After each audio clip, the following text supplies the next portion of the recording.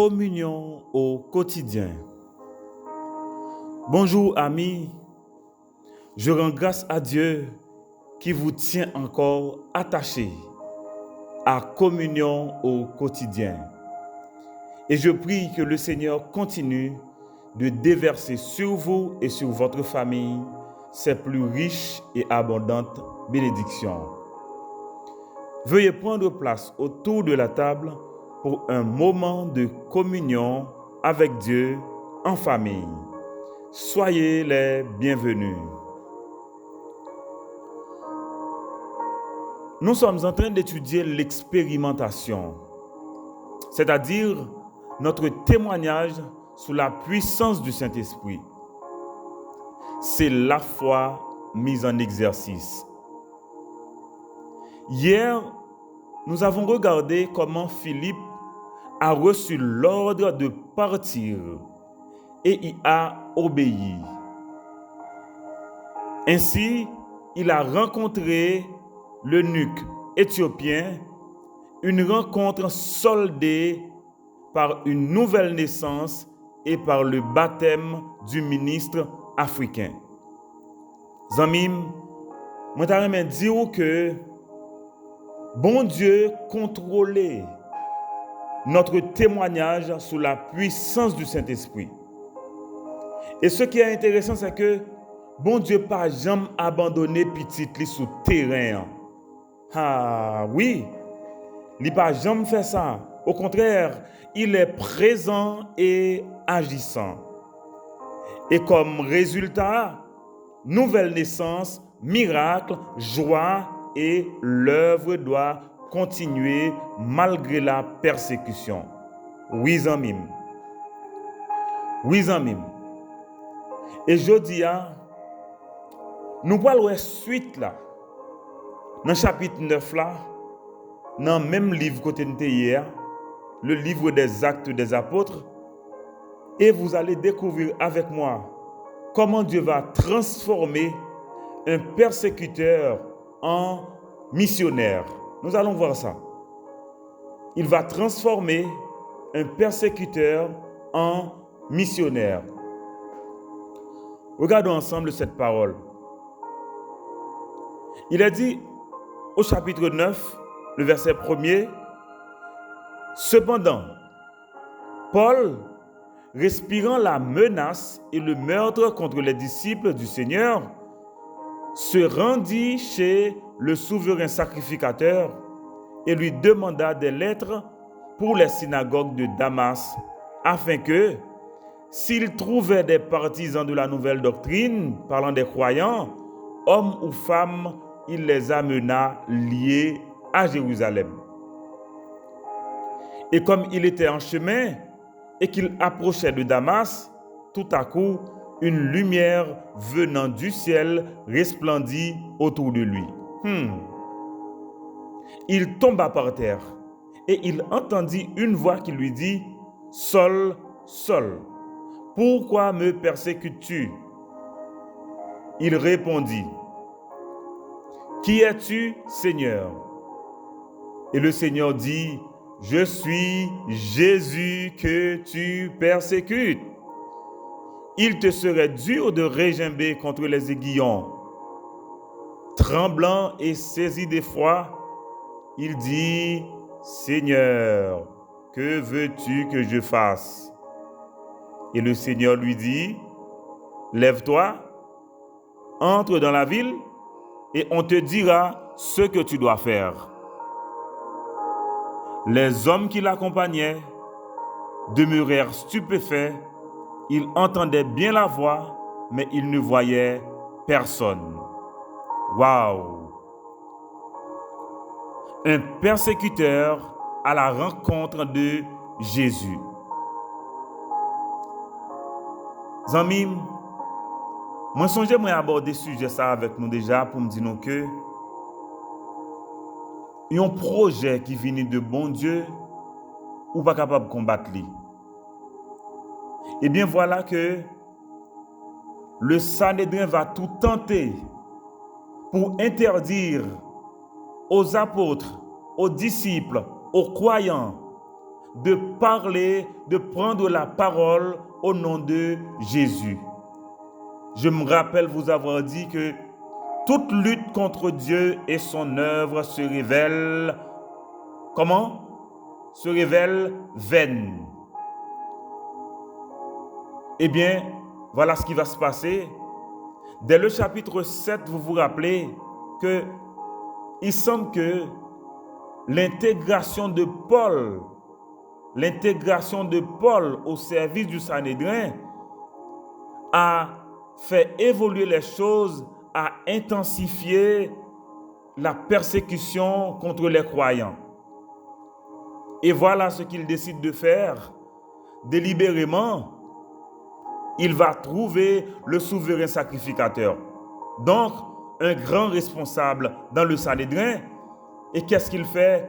Il réclame des lettres pour les synagogues de Damas. Ok?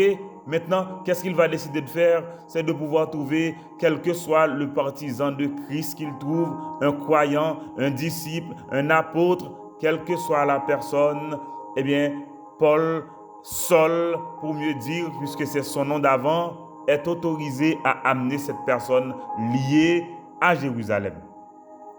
Donc, si nous comprenons bien, Saul n'est pas à son coup d'essai.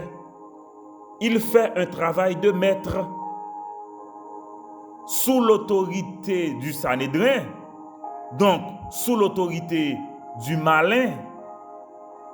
Il prend sa liberté de persécuter à outrance les croyants. Rappelez-vous qu'il a approuvé le meurtre d'Étienne, la lapidation d'Étienne. Rappelez-vous qu'avec lui, la persécution est intensifiée. Et maintenant, légalement, il est autorisé, légalement, il est constitué pour faire ce travail de persécuteur qu'il décide de faire. Zamim, des fois, on travail qu'on a fait, des fois, il faut poser cette question pour qui ça va faire lui. À quelle fin on va faire? Comme si on juste trouvé ou agi, mais on se sentit contrôlé par quelque chose. Mais il faut qu'on t'a posé cette question, mais pourquoi je le fais? À quelle fin je le fais? Comme si, je ne sais pas comment on fait, ou même pour travailler contre la foi, pour travailler contre mon Dieu, ou pas même comprendre ça. Et des fois, on passe pour serviteur, mon Dieu, on travaille contre l'œuvre.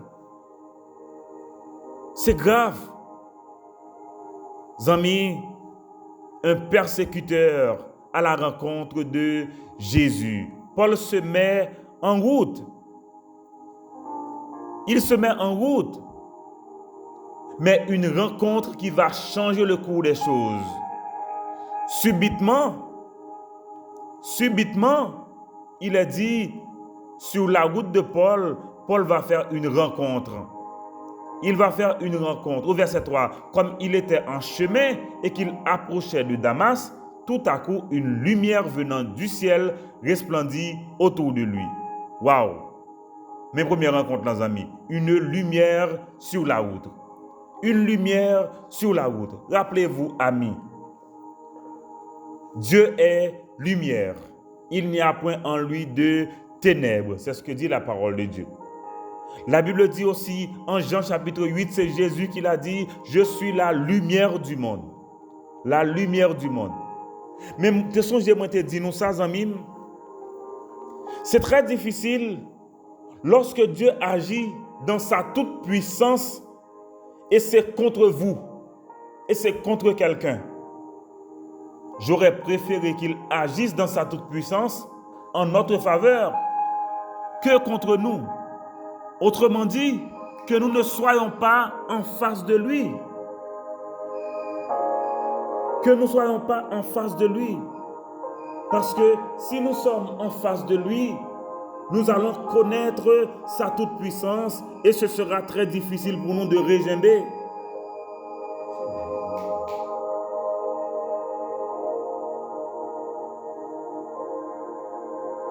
Ce sera très difficile pour nous de régimber.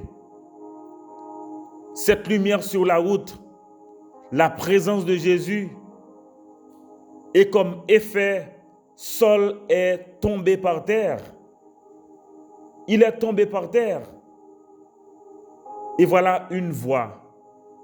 Amis, debout contre bon Dieu, ou pas de choix, non?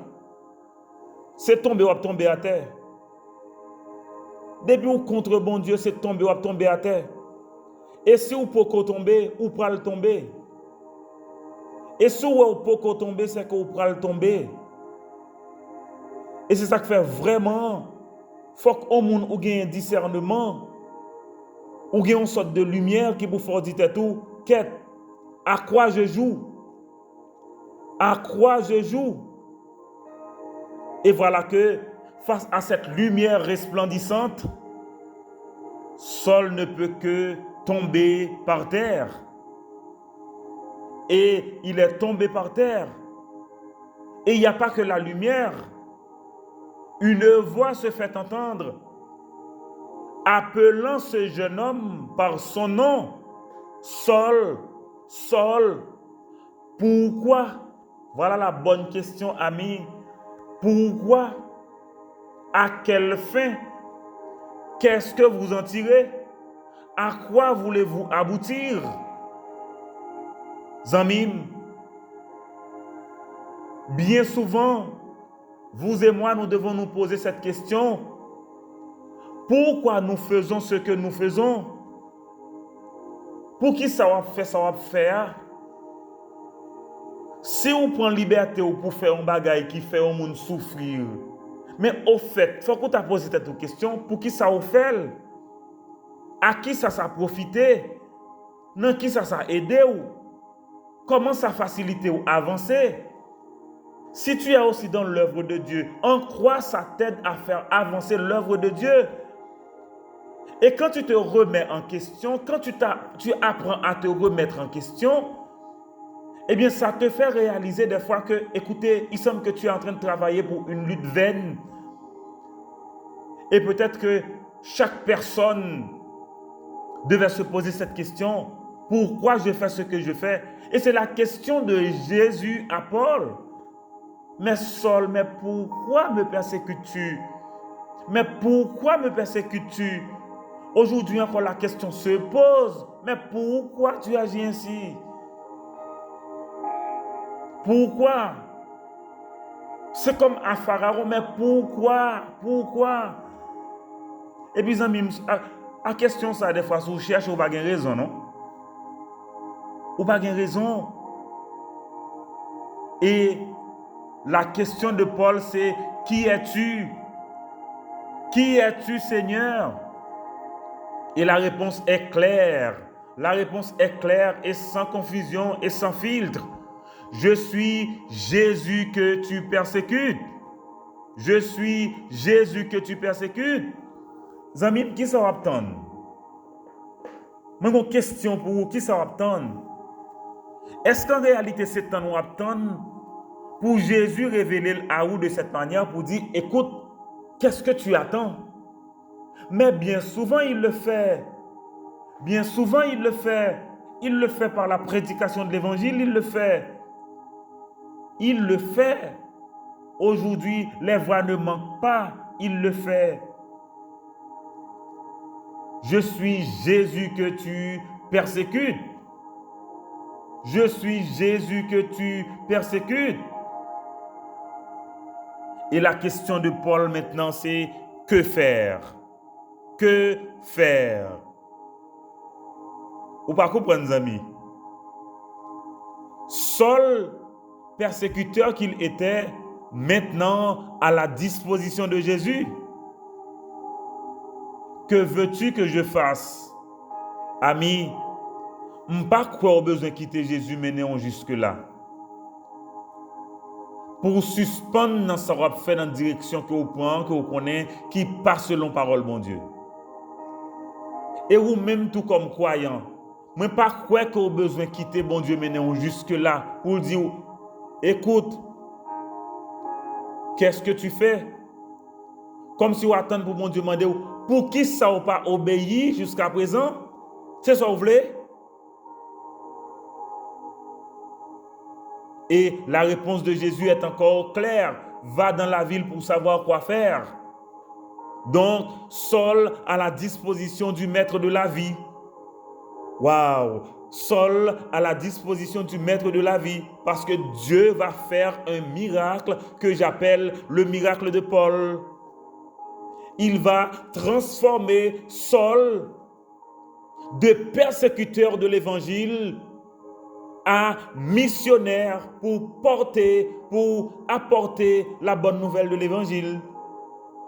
Mais c'est quelque chose d'extraordinaire. Autrement dit, il va renaître pour une autre mission. Il va renaître à une autre mission.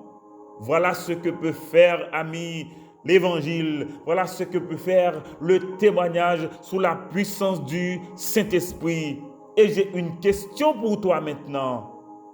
Qu'est-ce que tu attends pour témoigner? Qu'est-ce que tu attends pour prendre la décision de témoigner sous la puissance du Saint-Esprit? Qu'est-ce que tu attends? Amis, il y a beaucoup d'effets positifs. Il y a beaucoup d'effets spirituels à témoigner ce que Dieu a fait, ce que Jésus a fait. Amis, qui te me rappeler où ça? Dieu est le maître du monde.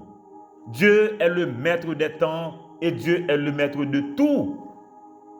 En un rien de temps, Dieu peut mettre fin, Dieu peut mettre un terme à nos malices.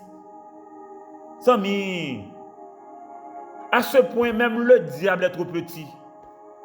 Je reprends.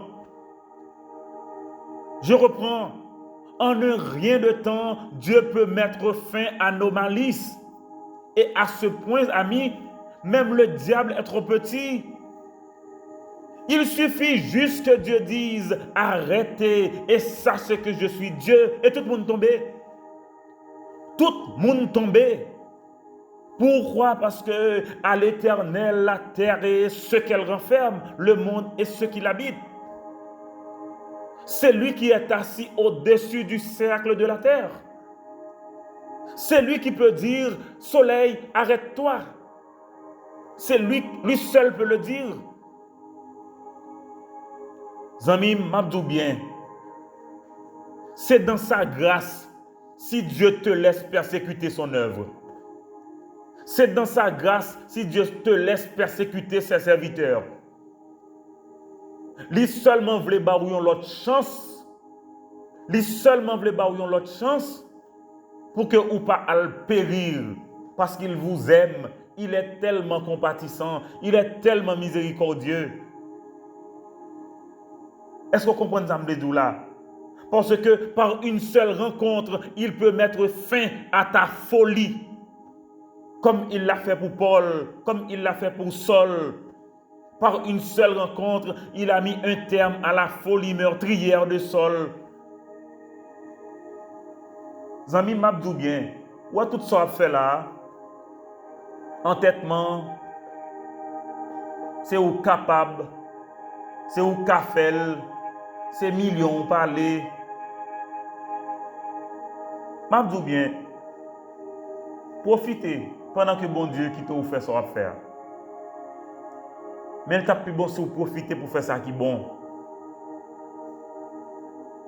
Parce que, m'abdou bien, si bon Dieu voulait aujourd'hui, il a mettre un terme à ça qu'on fait là qui n'est pas bon.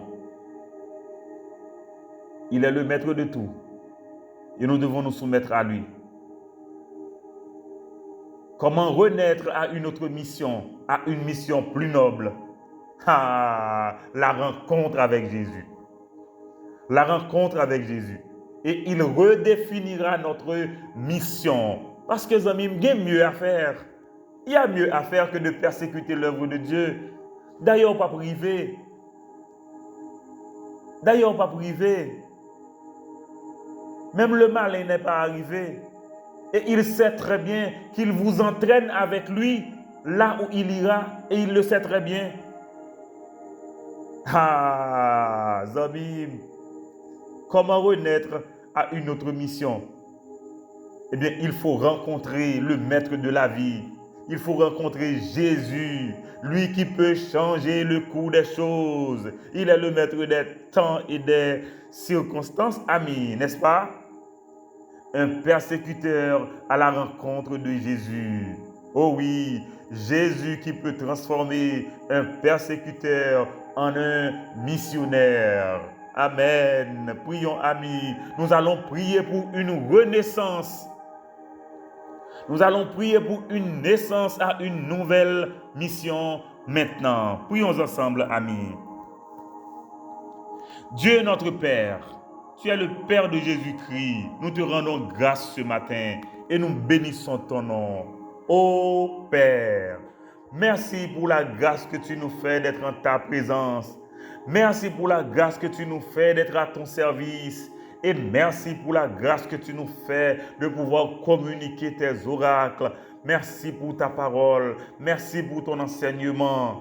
Oh, nous sommes en train d'expérimenter le témoignage sous la puissance du Saint-Esprit. Nous bénissons ton nom. Et tandis que nous sommes en ta présence, nous venons à toi pour te dire, Père, d'imprimer cette parole dans notre cœur.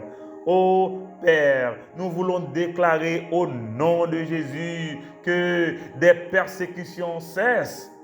Nous voulons déclarer au nom de Jésus que des croyants reprennent vie pour continuer de témoigner sous la puissance du Saint-Esprit, pour atteindre des cœurs, pour la cause de l'Évangile, pour glorifier ton nom et pour édifier des cœurs, pour transformer notre pays. Au nom de Jésus, je veux déclarer de cet autel que des croyants se mettent debout pour conquérir le monde à la cause de l'Évangile. Au nom de Jésus, je déclare nouvelle naissance, renaissance, nouvelle mission, mission plus noble aux persécuteurs. Merci Seigneur pour l'Évangile et merci surtout pour chaque personne que tu disposes à cette cause. Ô Père, le foyer de communion est entre tes mains et merci de continuer d'œuvrer Seigneur à travers ce service. Oh, permets que ce service soit disposé à toi et à toi seul. Nous prions pour chaque personne connectée à ce service. Oh, Père, continue de nous canaliser pour glorifier ton nom. Merci pour la rencontre d'hier soir. Oh, merci pour la décision, oh Dieu. Merci pour l'inspiration à des cœurs, pour témoigner sous la puissance du Saint-Esprit. Et je prie déjà pour que ce témoignage puisse être prononcé avec vie et sous le contrôle de ton esprit, en sorte que des âmes puissent venir à la repentance. Merci pour notre pays. Il y a tant de besoins, il y a tant de difficultés, mais nos yeux sont sur toi et nous attendons après toi, nous attendons à toi, nous attendons à toi et nous croyons en la renaissance de notre pays. Nous croyons en cette génération du désert de notre pays qui va connaître le goût de Canaan au nom de Jésus et par la foi. Oh, merci pour la mission de l'Évangile. Merci pour la mission de l'Évangile. Et notre prière, Seigneur, c'est que l'Évangile puisse gagner nos cœurs, puisse gagner notre pays. Les malades sont entre tes mains. Guérison sur nos malades. Nous prononçons cette parole. Oh, ceux qui sont enchaînés par le malin, nous déclarons liberté pour chacun. Et merci Seigneur pour tes grâces. Continue de te révéler. Merci pour la semaine qui va s'annoncer intense. Au nom de Jésus, merci pour la préparation que tu fais à travers nous et nous prions que ton œuvre continue de conquérir des cœurs pour la gloire de ton nom et que Jésus en soit glorifié. Oh, merci Seigneur. Oh, merci Seigneur pour notre famille. Oh, merci Seigneur pour chaque partenaire avec le foyer de communion. Oh, merci Père pour chaque personne que tu mets sur la route. Que chaque rencontre, Seigneur, soit une opportunité de faire la formation de disciples pour la gloire de ton nom. C'est au nom de Jésus que nous t'adressons cette prière. Amen, Amen et Amen. Oh, amis, Je veux souhaiter une journée extraordinaire sous la puissance du Saint-Esprit. Pas rater l'occasion pour qu'on témoigne aujourd'hui. Et sous une décision pour prendre pour obéir, bon Dieu, prendre aujourd'hui. Et sous une décision pour prendre tout pour suspendre, persécuter, serviteur, bon Dieu, œuvre, bon Dieu, prendre aujourd'hui. N'attendez pas que le Seigneur te dise, ah oui, pourquoi me persécutes-tu? Si c'est ce que tu attends, il peut le faire. Il peut le faire comme il l'a fait pour Paul. Mais tant des amis, bon Dieu a manifesté toute puissance, que ce soit en notre faveur et pas contre nous. Que bon Dieu garde vous, que bon Dieu bénisse vous, au nom de Jésus.